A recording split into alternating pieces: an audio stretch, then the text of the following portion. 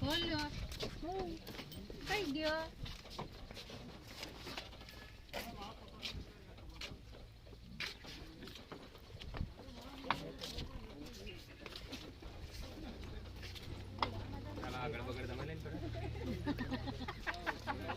પૈતું કે નહીં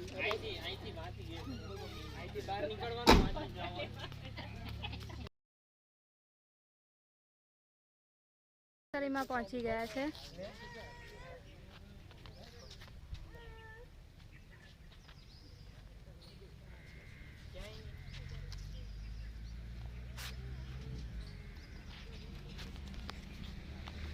ચાલો રેડી.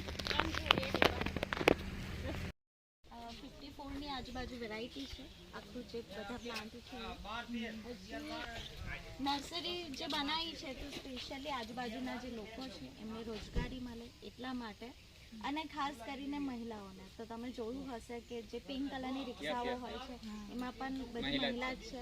પછી આ જે નર્સરી છે અહીંયા આખું મહિલા મંડળ છે, અને એને આપણે સેલ્ફ હેલ્પ ગ્રુપ કહેતા હોય છે કે એમને પ્રોપર ટ્રેનિંગ આપી હોય તો અમુક વસ્તુ એ લોકો જાતે જ બનાવે અને જાતે જ સેલ કરે. અને જે આ એકતા નર્સરી જે છે એ આખી ફોરેસ્ટ ડિપાર્ટમેન્ટમાં આવે છે. મેન્ટેનન્સનું કામ આ બધું ફોરેસ્ટ ડિપાર્ટમેન્ટ કરે છે, અને મહિલાઓને પ્રોપર આ એક જગ્યા આપી છે એમને કે તમે એ લોકો પોતાનું મતલબ પોતે આત્મનિર્ભર બને. આ બધા પ્લાન્ટ છે અહીંયા ગાડી. જો પ્લાન્ટ તમારે અહીંયાથી પસંદ કરીને લેવા હોય તો તમે લઈ શકો છો. આ ઇફલિફા છે, પછી આ જે છે ટર્મિનેલિયા છે, આ પ્લાન્ટ છે. નોર્મલ જે લાકડું હોય તો એ પાણીમાં તરતું હોય. આ ઝાડ એવું છે કે આનું જે લાકડું આવે ને એ પાણીમાં ડૂબી જાય, તો આની જે ડેન્સિટી જે આપણે કહીએ એ વધારે હોય, એટલે આ ડૂબી જાય. અલગ અલગ દુકાન છે, બાંબુ ક્રાફ્ટની છે, બોન્સાઈ સેક્શન, એ થોડું સારું લાગે. પછી નેચરલ સાબુ જે આપણે કહીએ જે અહીંયા જ બને છે એ પણ છે, એટલે સેલ માટે તમારે લેવું હોય તો તમે લઈ શકો. બીજું ઓર્ગેનિક પોટ છે, તો એ જે પોટ આવે એ છાણ અને માટીના બનાવવા, એટલે એ પોટમાં જો તમે લઈ જાઓ અહીંયાથી તો એ રીતનું એક ખાતરનું કામ પણ કરશે. હા,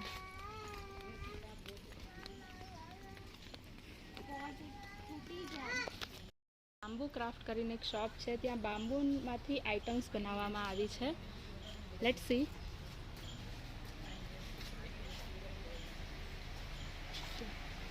This is beautiful decorative item. આ બધી બાંબુમાંથી બનાવવામાં આવી છે. ચકલી ઘર છે, બોટલ છે. મેડમ પેલું લેટર બોક્સ છે જે 3 ખાનાવાળું હોય દિવાલ પર લગાવીએ, આ ટાઈપનું છે. પેલું લાકડાનું છે પણ 3 ખાનાવાળું હોય આપણે દિવાલમાં રાખીએ ને. હા, એ 2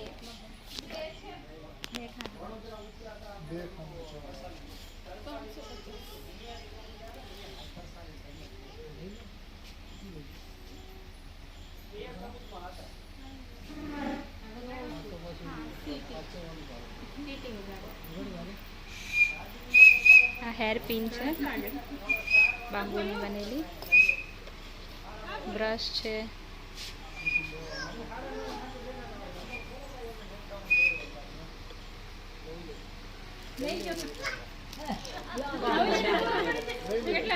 બાંબુનું બનેલું છે. આની શું પ્રાઇસ છે મેડમ? 100 રૂપિયાની છે. આ બાંબુનું બનેલું છે કોમ્પ. ને આ બ્યુટીફુલ કિચન છે.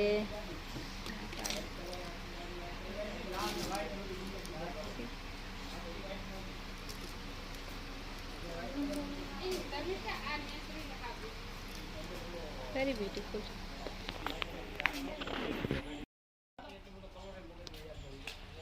બોન્સાઈ.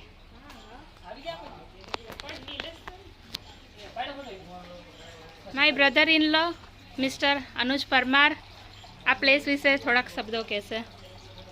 શું કહેવું છે જીજુ તમારું આ બોન્સાઈ વિશે? बुद्धा की स्टैच्यू है ગુજરાતી. આ બુદ્ધાનું સ્ટેચ્યુ છે જેને કહેવાય કે લાસ્ટ સ્ટેજ ઓફ એનલાઇટનમેન્ટ જે બુદ્ધાને પ્રાપ્ત થઈ છે. Okay, thank you. અહીંયા ઉભીને ફોટો પાડી લેવા.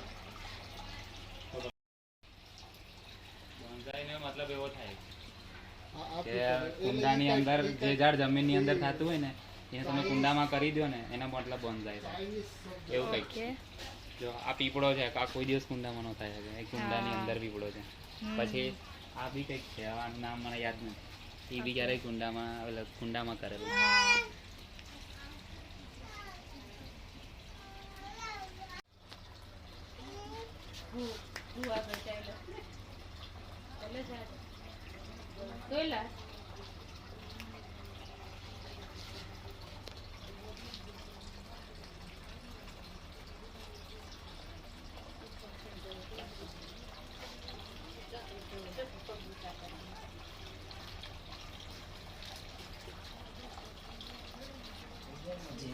બેટા જે કરો તો જે કેમ કરો જે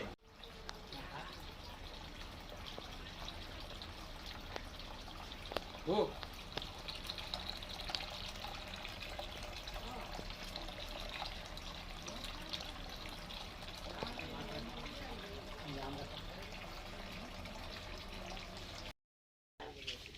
એના ઘરમાં એવું કહે છે કે 100 વર્ષ થાય ત્યારે એના ફ્રૂટ લાગતા હોય. પેલા રાય નહીં,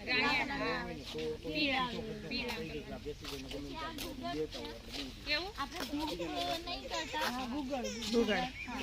એ છે 7-8 જેટલી વેરાયટી હોય એમાંની એક આ છે.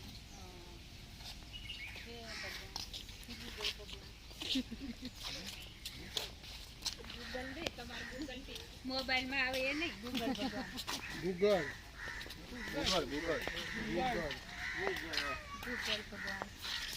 થોડું ઠંડક લાગે.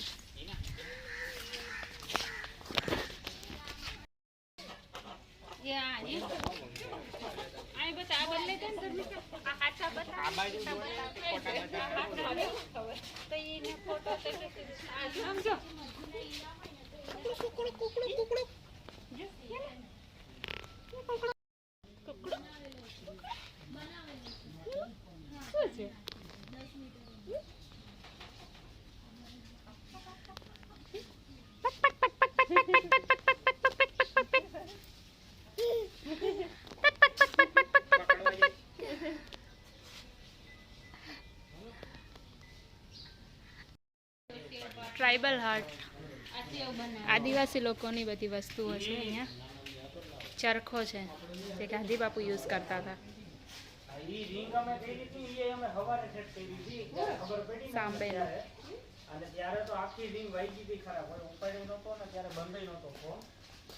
ઈ પછી મોબાઈલ ના નાખો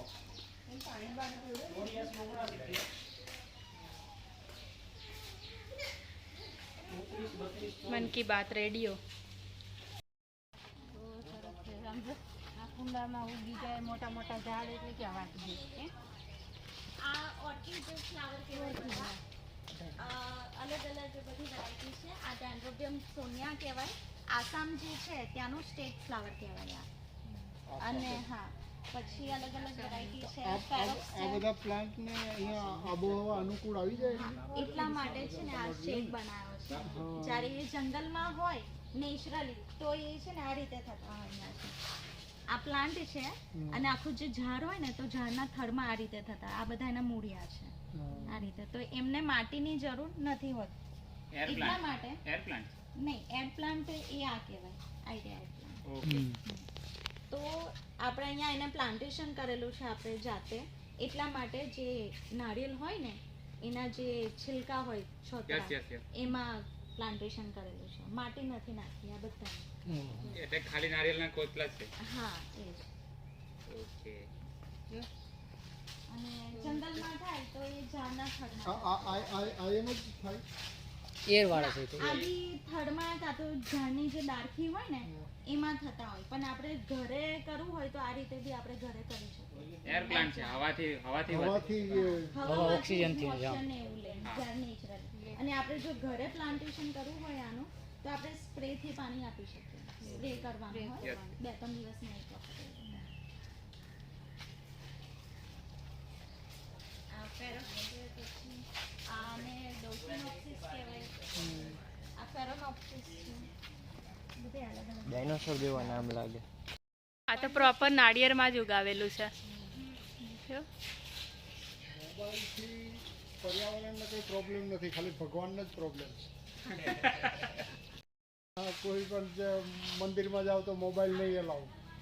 તો પર્યાવરણનો મોબાઈલનો કોઈ પ્રોબ્લેમ નથી, ભગવાનને જ પ્રોબ્લેમ છે. એટલા માટે મંદિરોમાં ફોન અલાઉડ નહીં, પણ બાકી નેચર્સમાં તમે નીકળો તો જ્યાં તમે ફોન યુઝ કરવો હોય યુઝ કરી શકો છો. બેની વચ્ચે એક નીકળે. બેની વચ્ચે એક નીકળે.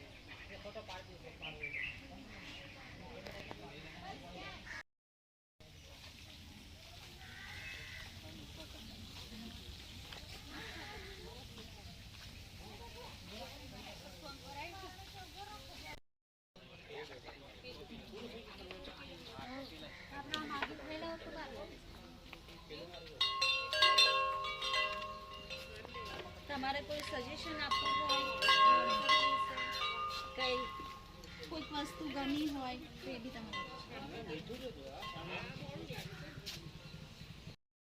ખૂબ જ સરસ જગ્યા છે, એકદમ કામ પીસફુલ અને બહુ સરસ જગ્યા છે, મજા આવે એવું છે.